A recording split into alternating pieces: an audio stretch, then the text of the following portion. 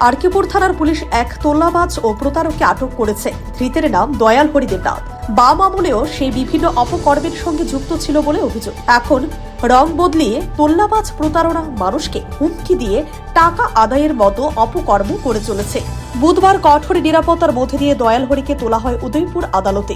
মঙ্গলবার রাতে আরকেপুর থানার বিশেষ একটি টিম আগরতলা থেকে অভিযান চালিয়ে দয়াল হরিকে গ্রেফতার করে। তার বিরুদ্ধে আরকেপুর থানায় একটি মামলা রয়েছে।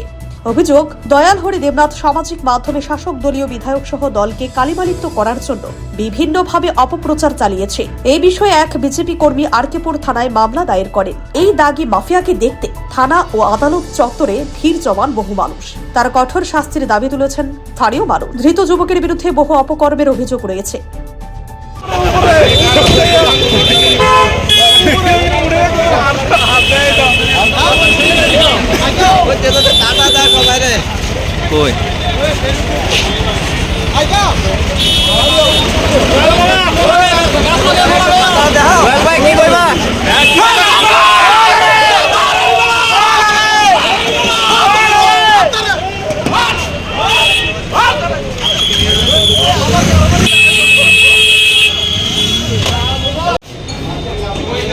আপনারা দেখতে পাচ্ছেন নিয়ে যাওয়া হচ্ছে কোর্টে কঠোর নিরাপত্তার মধ্য দিয়ে রিয়াকশন ছিল।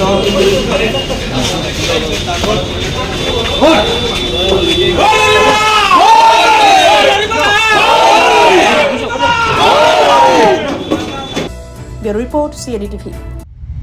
CND TV, channel for news and entertainment.